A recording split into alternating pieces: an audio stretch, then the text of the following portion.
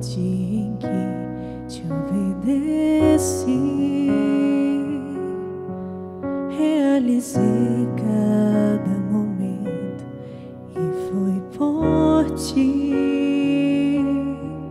Tua vontade eu já não posso negar.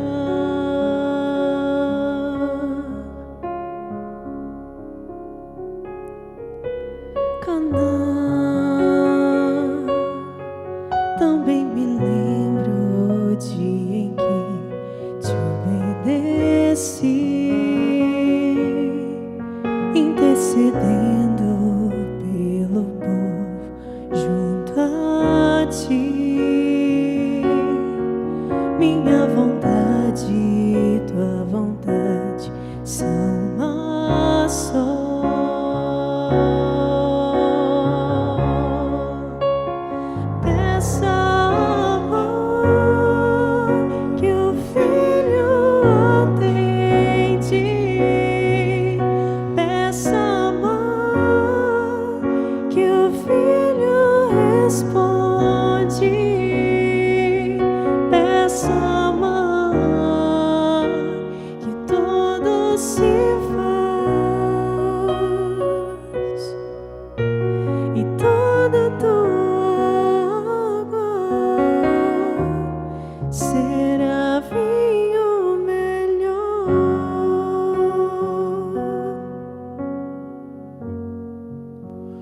Olá, meu irmão, minha irmã, sejam muito bem-vindos ao Santuário Basílica Nossa Senhora da Piedade. Hoje aqui, não é? Reunimos-nos aqui para meditar sobre a Palavra de Deus, a liturgia da Palavra que nós ouviremos neste domingo, para já ir desde já nos acostumando, nos habituando, ir meditando ao longo desses dias até culminar, né? Naquele dia em que celebramos a ressurreição do Cristo, a sua gloriosa paixão, para naquele dia estarmos bem preparados, né?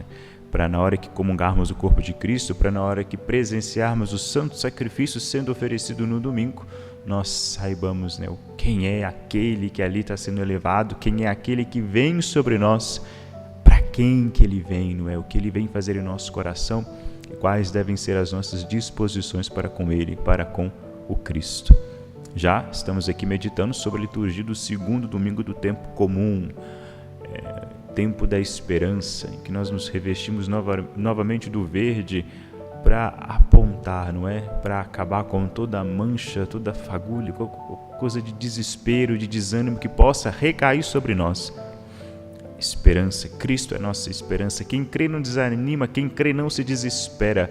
Quem tem o horizonte, quem tem Cristo como seu horizonte, não tem motivo para cansar, não tem motivo para se fadigar, não tem motivo para se entristecer.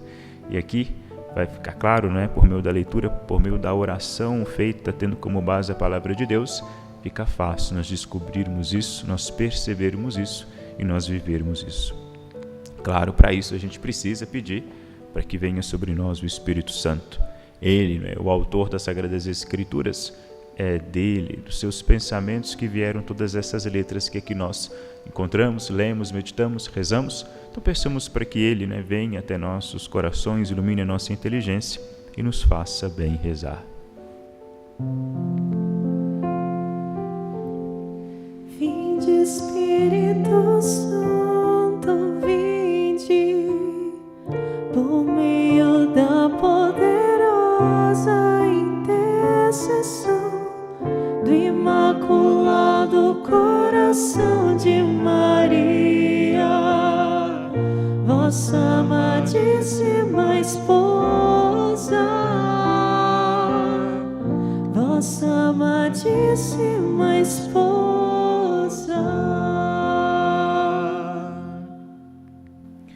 Em nome do Pai, do Filho e do Espírito Santo. Amém. Vinde, Espírito Santo, enchei os corações dos vossos fiéis e acendei neles o fogo do vosso amor. Enviai o vosso Espírito e tudo será criado e renovareis a face da terra. Oremos, ó Deus, que instruístes os corações dos vossos fiéis com a luz do Espírito Santo. Fazei que apreciemos retamente todas as coisas segundo o mesmo Espírito e gozemos sempre de sua consolação. Por Cristo, Senhor nosso. Amém. Hoje, para meditarmos, o Evangelho do nosso domingo, ouviremos aqui, leremos juntos o que está no capítulo 2 do Evangelho de São João, do versículo 1 ao versículo 11. Capítulo 2 do Evangelho de São João, do versículo 1 ao versículo 11. Houve um casamento em Caná da Galileia. A mãe de Jesus estava presente. Também Jesus e seus discípulos tinham sido convidados para o casamento. Como o vinho veio a faltar, a mãe de Jesus lhe disse: Eles não têm mais vinho. Jesus respondeu-lhe: Mulher, por que diz isto a mim? Minha hora ainda não chegou. Sua mãe disse aos que estavam servindo: Fazei o que ele vos disser. Estavam 6 talhas de pedra colocadas aí para a purificação que os judeus costumam fazer. Em cada uma delas cabiam mais ou menos 100 litros. Jesus disse aos que estavam servindo: Enchei as talhas de água. Encheram-nas até a boca. Jesus disse: Agora tirai e levai ao mestre-sala. E eles levaram. O mestre-sala experimentou a água que se tinha transformado em vinho. Ele não sabia de onde vinha, mas os que estavam servindo sabiam, pois eram eles que tinham tirado a água. O mestre-sala chamou então o noivo e lhe disse: Todo mundo serve primeiro o vinho melhor, e quando os convidados já estão embriagados, serve o vinho menos bom. Mas tu guardaste o vinho melhor até agora. Este foi o início dos sinais de Jesus. Ele o realizou em Caná da Galileia e manifestou a sua glória, e seus discípulos creram nele. Vejam, meus irmãos, fazendo uma leitura agora atenciosa do que esse Evangelho diz para nós, o que nós podemos tirar. Importantíssimo fazermos aquele velho exercício de nos colocar, por meio da imaginação mesmo, dentro do texto, para ali, já vislumbrando aquelas figuras que estão ali, a figura da Santíssima Virgem Maria, a figura de Nosso Senhor, de todo esse povo, dos discípulos, que certamente estavam com ele aqui, e começar aqui já a beber, beber da palavra de salvação que é dirigida a nós por meio desse Evangelho. Começa a dizer, nós estamos aqui nas bodas de Caná, ou seja, um casamento, uma festa de casamento, e Jesus e sua mãe estavam ali presentes, junto com seus discípulos. Faltou o vinho. O vinho é um elemento, vejam, é um elemento fundamental, sobretudo naquela cultura judaica. O vinho ele não é essencial, ele não é necessário para a subsistência. O que é necessário para a subsistência é o pão. O vinho seria mais uma espécie de capricho. Evidentemente, nós não precisamos somente de nos alimentar, a gente precisa de outros elementos ali, de afeto, precisamos de outros ares, precisamos de outros alimentos para nos fazer, para nos alimentar, para nos satisfazer. O pão ele vai dar força e vigor ao nosso corpo, mas também ao nosso espírito precisa de alguma coisa também.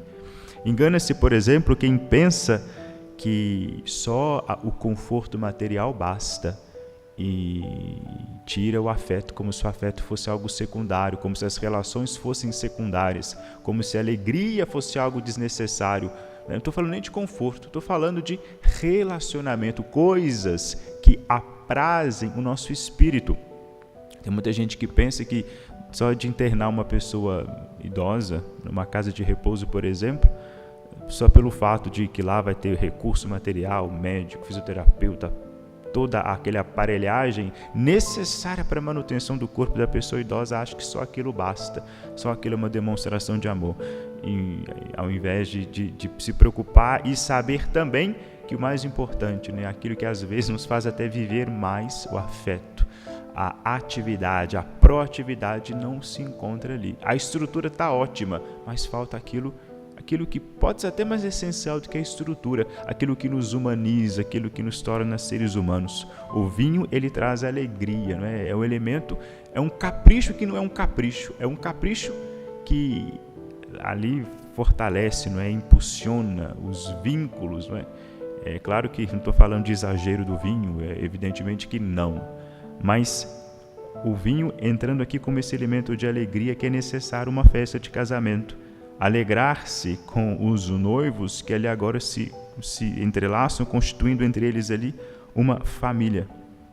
Todos nós precisamos, não vou dizer que precisamos de vinho na vida, mas todos nós precisamos de um elemento, outros elementos que não sejam os elementos materiais. Nós somos compostos de corpo, alma e espírito. O vinho cessa, né? E o que nós fazemos? Acabou, não tenho, a alegria acabou, aquilo que impulsiona, dá vigor para a alma desse pessoal aqui não tem mais. É uma súplica que é dirigida, interessante, é uma súplica que é dirigida a Maria. Eles vão a ela, a mãe de Jesus, e fazem essa queixa. E ela vai e reporta isso ao filho. Maria reporta o pedido, uma queixa que eles fazem a ela. Ela vai e reporta então ao seu filho. Se você se esqueceu disso, né? Aproveite essa passagem do Evangelho para você se recordar dessa intercessão materna, da intercessão de Maria, que caridosa, uma perfeita ouvinte prestativa, ela vai dirigir ao seu filho. Ele até pergunta: mulher, por que diz isto a mim? A minha hora ainda não chegou. É interessante Cristo dizer que a hora dele ainda não havia chegado. Por quê? Que hora é essa, não é? Que hora é essa que Jesus fala? A hora de se manifestar, a hora de realizar o seu milagre. Esse texto ele é revestido de um sentido místico profundo, né?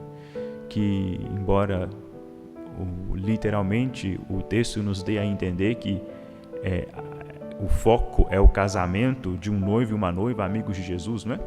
Mas no sentido espiritual, o casamento que acontece aqui é entre Cristo e uma mulher. A minha hora ainda não chegou, ou seja, não está na hora ainda dele consumar esse ato de amor de Cristo para com a sua igreja. Pode ser também, né? Mas não é que ele está falando que está na hora de manifestar um milagre em a sua vida pública. Pode ser, mas ele vai realizar isso ainda, vai realizar mesmo assim. Mas o que vai acontecer aqui, vejam bem, Cristo é como se ele estivesse antecipando uma realidade que será consumada. Nesse milagre que ele vai operar aqui, nesse ouvido que ele dá à sua mãe, ele vai antecipar. O que ele vai antecipar? Vamos continuar aqui com a leitura. Ela vai, não é? Ela não espera nem a resposta dele, ela já vai dizendo: fazei tudo o que ele vos disser. Isso aqui é uma união de coração interessante. Ele não fala, não verbaliza para ela a resposta, mas ela no íntimo do seu coração está convicta de que Cristo vai realizar, vai atender a sua queixa. Por mais que a sua hora ainda não tenha chegado, ele vai ouvir aquilo que ela quer. E nem antes, não quer dizer que Maria, a Santíssima Virgem, tenha apresentado algo para o seu filho, querendo passar na frente, um atrevimento e etc. Não. Isso aqui já está claro, não é? O fato dela não esperar uma resposta, dela já ir pedindo para o pessoal: olha, fazer tudo o que ele vos disser, e ele agir depois, operando, ou seja, solucionando aquele problema, já nos indica uma coerência entre esses dois corações. E aqui agora vem a história das 6 talhas. Imaginem só vocês estão numa festa, estamos numa festa de casamento, não tem vinho mais. Há o desespero da falta do vinho, né? Eu tenho tudo, eu tenho casa, tenho carro, tenho não sei o quê, mas eu sou infeliz, eu não tenho alegria na minha vida. Então alguém vai e queixa-se para a Santíssima Virgem Maria, diz para ela: olha, pelo amor de Deus, eu não sei mais o que eu faço. Ela recorre a quem pode fazer alguma coisa, e aqui já vai dizer, né, a história, né, o milagre vai começar a acontecer. Estavam 6 talhas de pedra colocadas aí para a purificação que os judeus costumavam fazer. Estavam 6 talhas de pedra. 6 talhas é um número ainda na numerologia judaica. Em João pode mudar um pouco, né? Mas na numerologia judaica, o número 7 é o número da perfeição, é o número da completude, né? 7 é o número perfeito.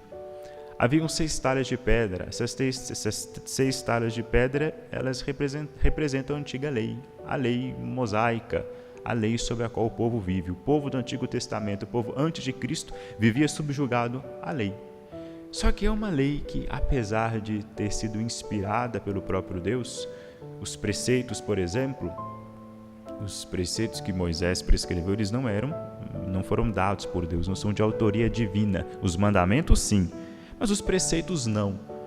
E parece que a lei estava sendo guiada mais pelos preceitos, que são coisas secundárias, do que pela lei de fato.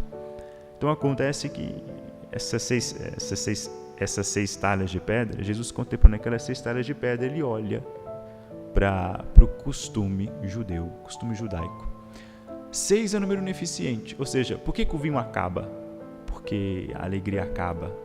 Porque aquilo que alimenta a alma e o espírito acabou ali naquele casamento.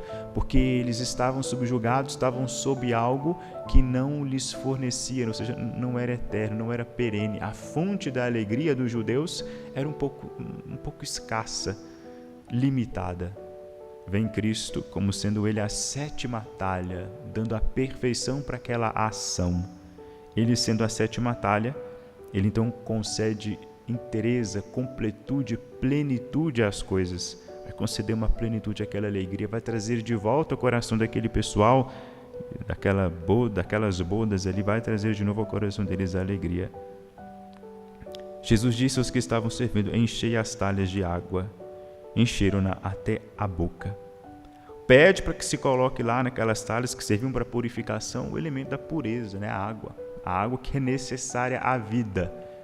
Se a gente quem não bebe água, dentro de poucos dias morre. E ele vai transformar isso que é necessário para a nossa subsistência nesse elemento da alegria. Encheram até a boca, agora tirar e levar ao mestre-sala. A partir do momento que eles tiram, já se transformou em vinho. Veja só, aquilo que é trivial, né? A água, todos nós, é trivial, mas é necessário, não é? Todos nós precisamos. Cristo ele a transforma em vinho. E depois o vinho ele vai ser transformado em sangue, não esse, mas ele vai pegar o vinho e vai transformá-lo no seu próprio sangue, vai transubstanciá-lo no seu sangue, o sangue que ele derramará por nós, fazendo esse mesmo movimento, antecipando na quinta-feira santa aquilo que ele fará na sexta-feira, antecipando ali na instituição da Santa Missa, da Eucaristia, ele vai antecipar o sacrifício que ele vai fazer na cruz, derramando de verdade, né, cruentamente, né, materialmente derramando ali o seu sangue. Depois que tiraram o vinho, vai levar ao mestre-sala. O mestre-sala experimenta aquilo que se tinha transformado em vinho. O mestre-sala chamou então o noivo e lhe disse: todo mundo serve primeiro o vinho melhor, e quando os convidados estão embriagados, serve o vinho menos bom. Mas tu guardaste o vinho melhor até agora.